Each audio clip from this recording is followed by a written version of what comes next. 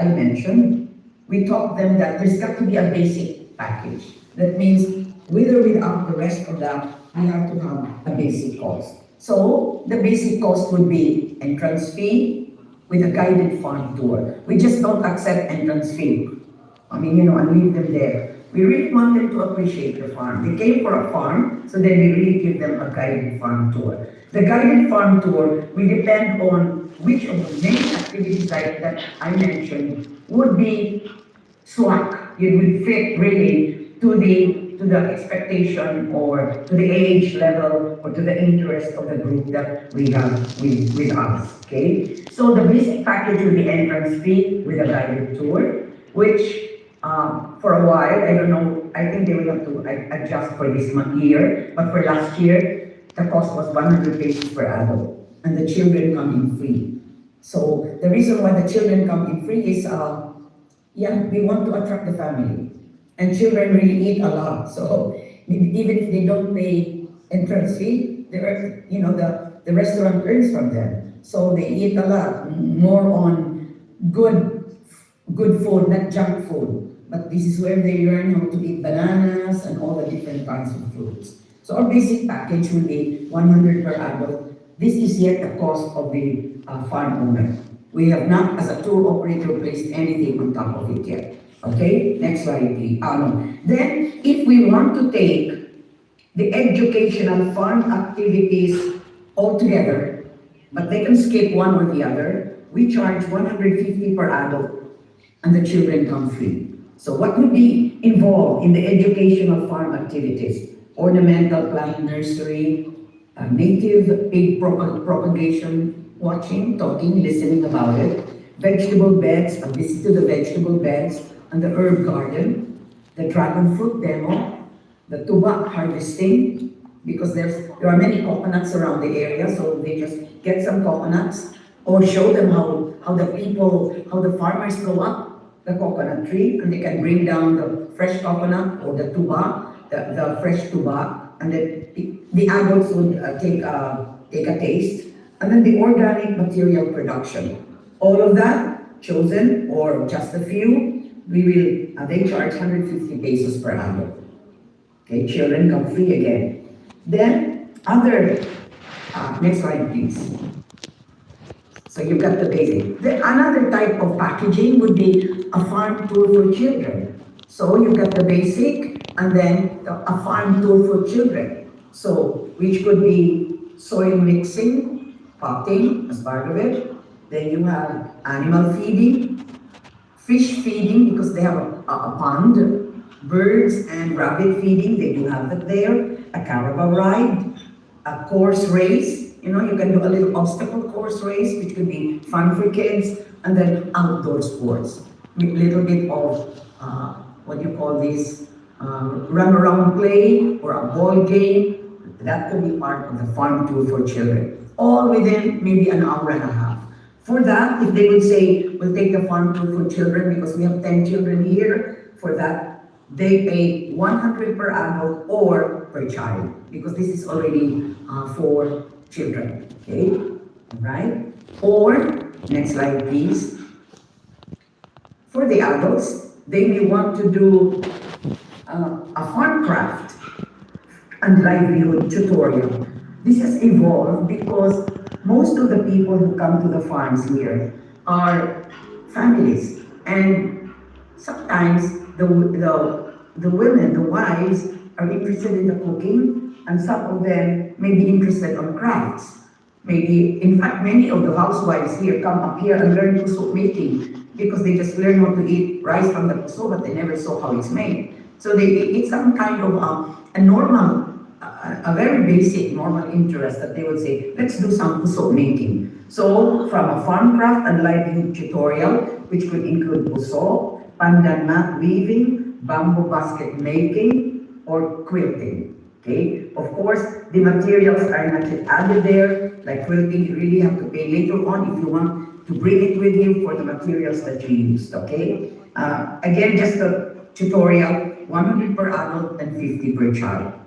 Okay, and then we have another next. Okay, the grilled dinner under the stars. We separated the dinner because it is usually a very special service of the resort, of the vacation farm. Not everybody will maybe would like to stay there all the way to the evening, or for the people who stay overnight, we offer this as something like really special to have your dinner under the stars. So you have a grilled dinner under the stars.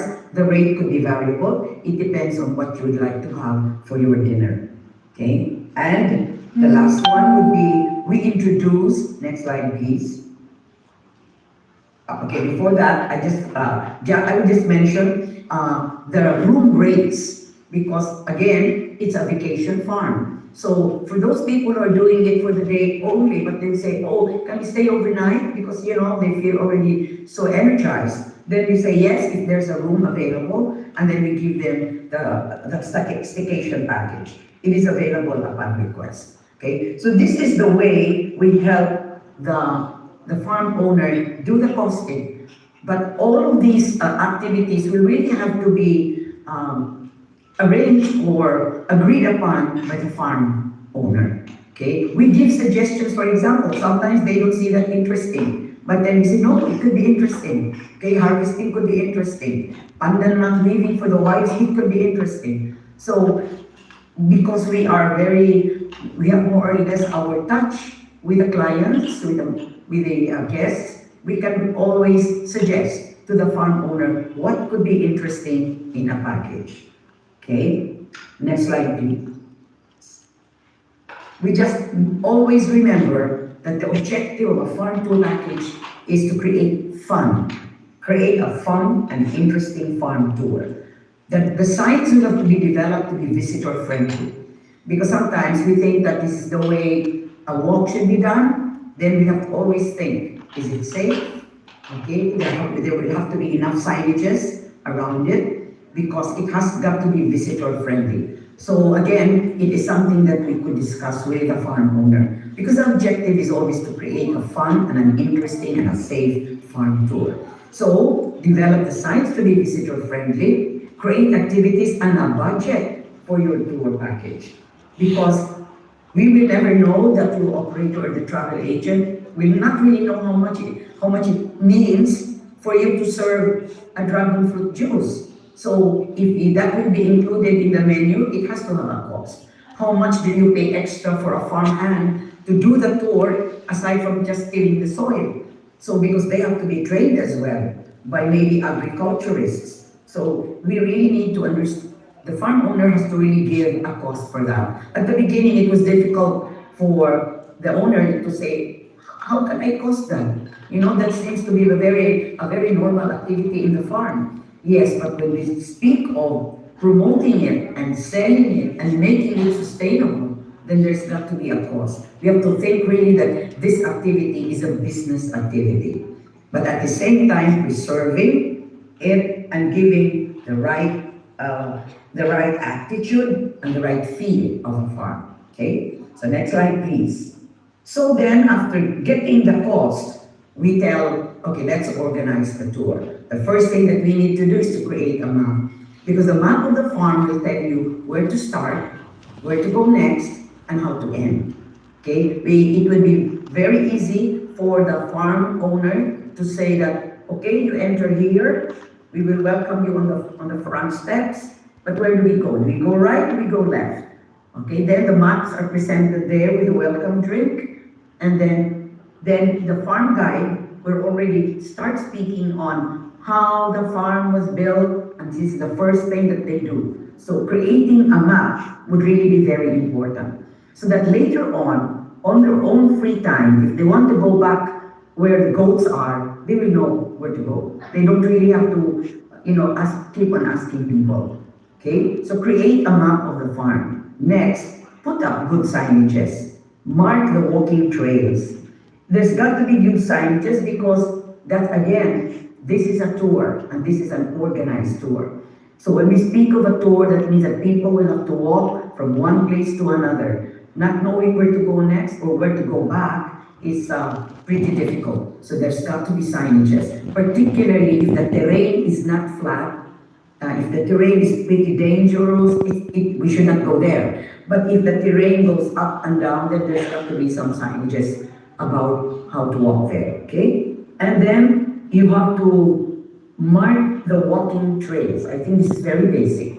You know, like walking trail number 1, and then you can give it a name. You can say Kawasan Trail, you know, so that even in your map, it has already names in it.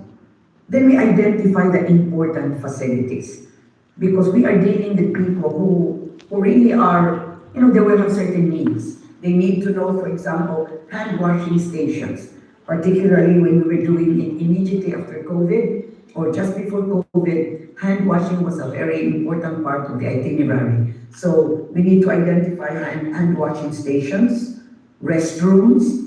If it is a long stretch, there may be 2 restrooms. One before they start, one in the middle, so that when they come back, then you've got enough restrooms, you know? So restrooms where they are, rest areas would be very important. Rest areas with chairs. Sometimes, you know, the elderly would say, continue, we'll just sit down here and wait for you, okay? Because they may not want to walk any further. So again, even in your map, the rest areas are to be marked.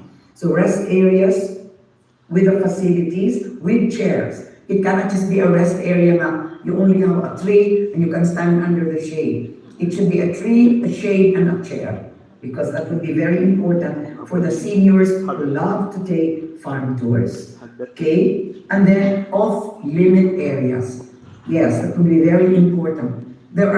We don't open the whole farm in a farm tour. There are areas that should really be off-limit, where you keep tools, where you keep, you know, the kind of, you know, the pesticides, you know, all of the farm tools and the pesticides and all the refuse, that should really be off limits. So keep it out of the site from the tours. So you have to put their off limit areas. Or in creating your trail, it should really be away from that. So that should also be determined. Okay? Parking areas should really be important. In fact, it's the first thing that we look for when we enter a farm. Where can we park? Drop-off areas, parking areas. And importantly, entry and exit areas, okay? So when we start a farm tour, we always acquaint that this would be the entry. Should you decide that you are not going to continue, either you take a rest on the rest areas, or you can proceed, and the exit, you will have a big mark there, exit, so that they will know how to exit without necessarily having to go back, but they could go ahead. So the entry and the exit areas are the way to enjoy the farm tour, okay? And then, very importantly, develop the sequence of the tour with interesting stories. We do have trained tour guides to become a farm guide, but one of the best people who can really become a farm guide could be the farmer himself. You know, if he speaks the language in Bisaya, then let it be if the guests would be Bisaya. Step 1. Tagalog if it's Tagalog. English if it's need. Then maybe the children who go to school could really be trained on how to present it in speaking English. Because these people can create interesting stories about the farm. Now, if these people are not available, then we have guides, tour guides, trained tour guides, DOT accredited tour guides, who are trained to be tour guides, and all they need to do is to understand the story of the farm. And that will make it more interesting, okay? That would be the end of the organization, the making of the tour product, of the package, the tour experience design. If you don't have any question, then I can just move on to the next, and I can entertain the questions after this last portion. Okay, next slide, please. Now we focus on the delivery of the tour. The superstar in this part is really the tour guide. I know that when we did, for example, a training with Miss Nina in Bohol,